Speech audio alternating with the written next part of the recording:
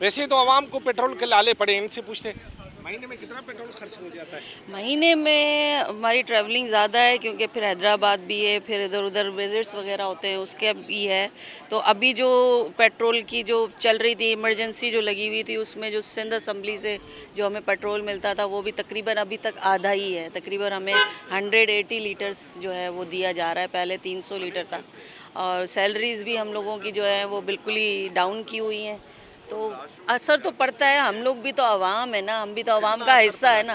काफ़ी असर पड़ा है कितने इससे। हज़ारों का? बहुत काफ़ी दफ़ा अपने इससे डालना पड़ता है पेट्रोल।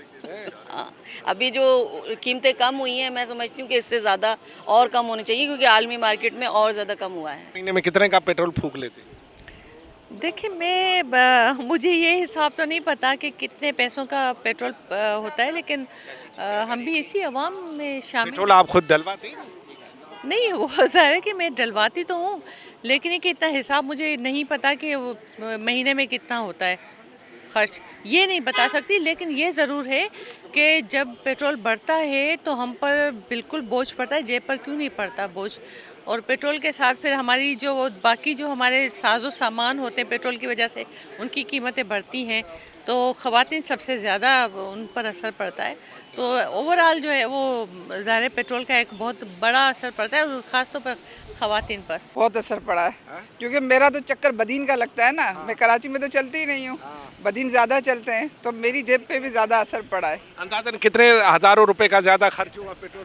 पेट्रोल हो जाता है तकरीबन एक चक्कर में 50,000 लग जाते हैं।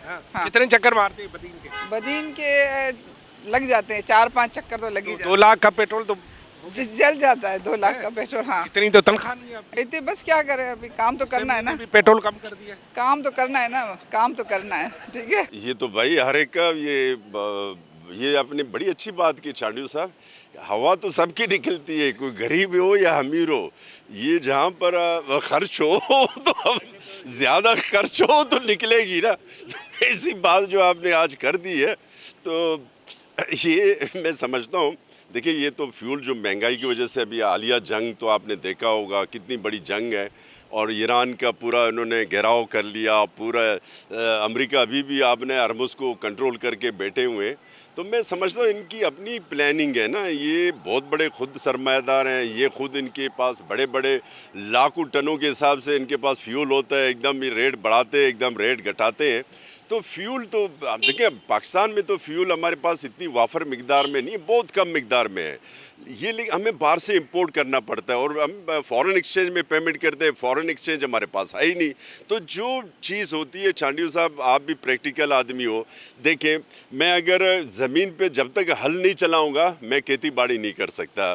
कोई भी चीज़ हो, वो सब मशीनें जितनी भी हैं वो सब फ्यूल पे, और फ्यूल के इसके नेमल बदल इनको करना चाहिए। अभी बहुत सारी चीज़ें, अभी देखो सोलर सिस्टम आ गया, बहुत सारी चीज़ें नई नई चीज़ें आ गई। उसकी वजह से मैं तो समझता हूँ कि हमने उसके नेमल बदल वो निकालना चाहिए। जो आपने बात की फिर वो नहीं निकलेगी। अराकी ने सिंध असेंबली का पेट्रोल के खर्च के बद में मौक़िफ़ आपने जान लिया, फैसला आप खुद कर लें। कैमरामैन कामिल यूसुफ के साथ अरबाब अली चांडियो, सुनो न्यूज़, कराची।